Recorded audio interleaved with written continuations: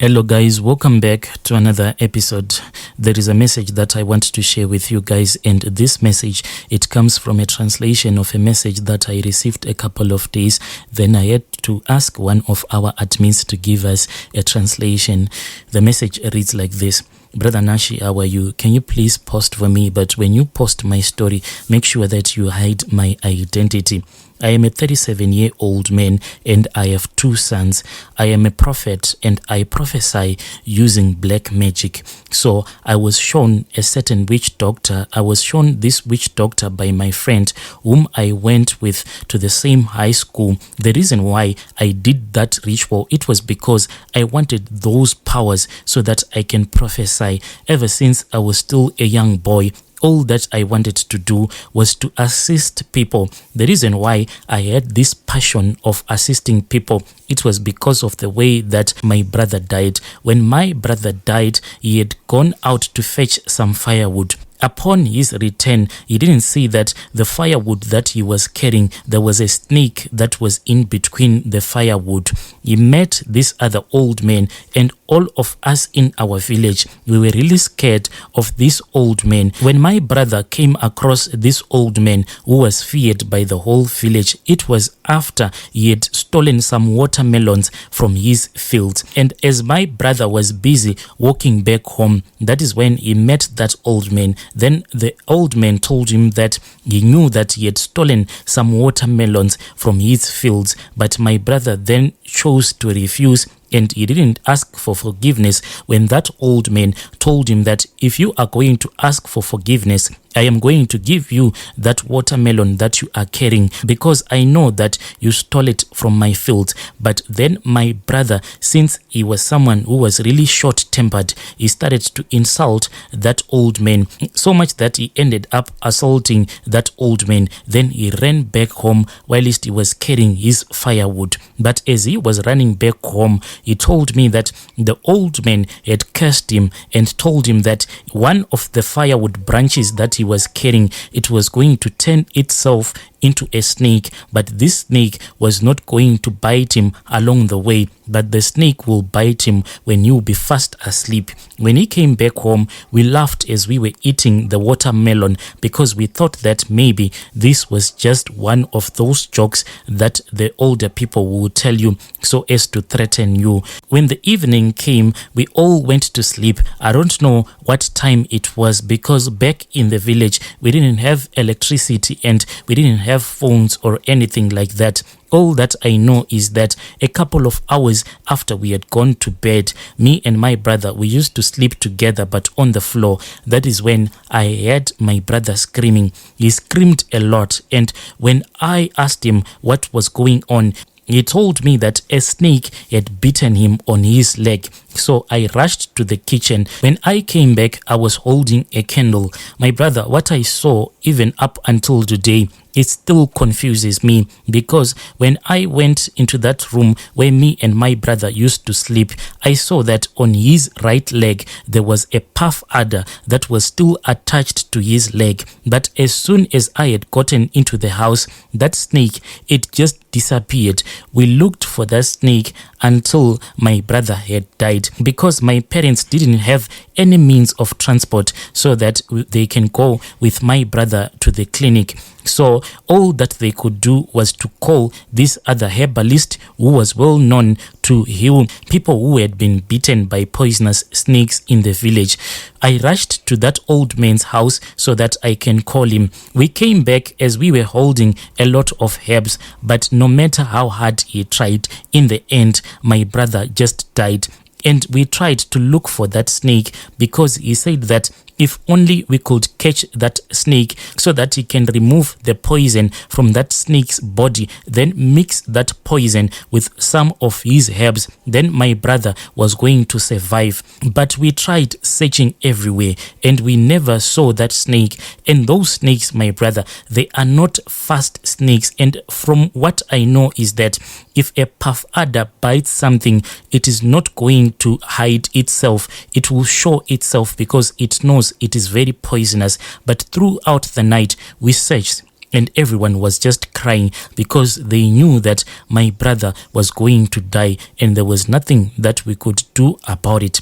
This is the reason why I then told myself that I wanted to become a prophet so that I can assist other people, because we knew that the reason why my brother had died, it was because he had assaulted that old man, and that man had placed a curse on him, and this man, he was known to have killed all of his children using juju. So I started to go to these white garment churches, and when I was at those white garment churches, I was known to be a good singer. Then there was this other man who took me. I later became friends with his son. He took me and he told me that he wanted me to learn the ins and outs of being a prophet. The more that I got used to that man, that is when he started to teach me how to pretend as if you are prophesying, as someone will be kneeling in front of you. And within a short period of time, my brother, I was an experienced fake prophet.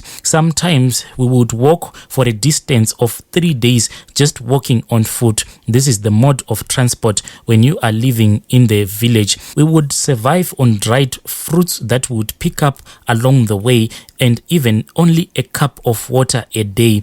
As we were walking across the villages, here and there, people that knew that man would call him into their compound so that he can pray for them. The way that the village people used to pay that man, it was depending on the prophecy. Sometimes if the prophecy was too hard, you had to pay a cow or maybe 2 cows. If the prophecy was not very hard, then maybe you had to pay a goat or a chicken. That man, my brother, he had a lot of livestock. We walked for many days. Then on the 4th day, we then arrived in this other village. He told me that there was this other woman. This woman was a good friend of his. We were supposed to sleep at that woman's compound. When we arrived at that woman's compound, immediately I realized that this woman, she was a witch doctor, and there was something particular that stuck to my mind. Even though she was wearing red and white clothes, but she was holding a walking stick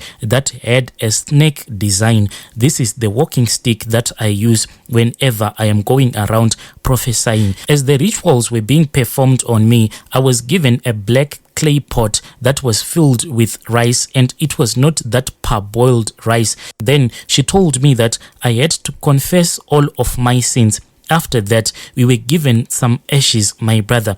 The ashes that were given to us, we had to wrap those ashes on a piece of paper. After wrapping those ashes on a piece of paper, we had to smoke them. We spent the night there. There was a dancing ceremony that took place the whole night. There were men, a lot of men, who lived with that woman, but those men, they seemed as if they were mentally ill. Those men, they were only wearing red clothes. Underneath, they had nothing. I spent the whole night there and I was really scared. The next day, I was given the opportunity to talk to her, and she told me that she will spend 3 more days doing a ritual so as to strengthen me, because they had seen that I am weak. So I would wake up each and every day and I would go to this other river to get washed, and when they would wash me, they would first pour some rice on my head, then they would start to cleanse me. On the 3rd day, that is when I started to see a lot of visions, and that woman would test if indeed the visions that I would be seeing would be true, because what she would do is that amongst the people that will be gathered at her compound so that they can consult with her, she will take one of her clients, then she will say, prophesy to this person, and indeed I will prophesy. But my brother, the first thing that happens to me when I am prophesying, there is a snake that comes, and that snake, it will come and it will stare at me.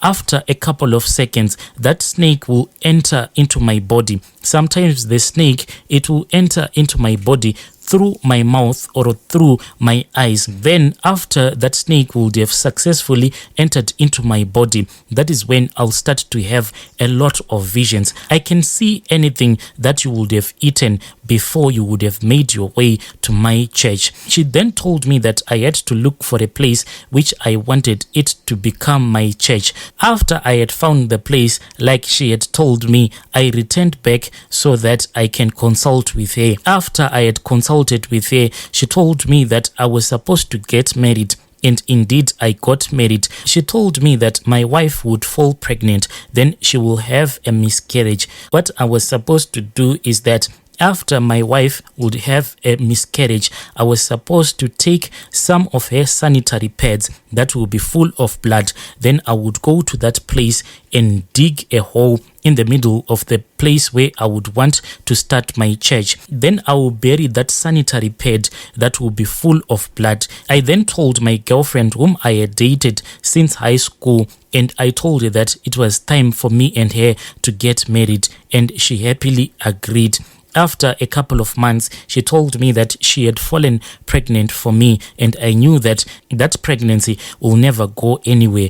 After she had a miscarriage, I then told her that the spirit had showed me that I was supposed to burn all of her sanitary pads when she was bleeding after the miscarriage. But I took those sanitary pads and I went and I dug a hole and buried those sanitary pads. My brother, right now I am still operating as a prophet. Yes, indeed, I can see a lot of stuff. Even if you were to come to me, I would even tell you your own family's history. But the way that I operate is that I use a snake. That snake that comes to me, it then gives me all of those visions.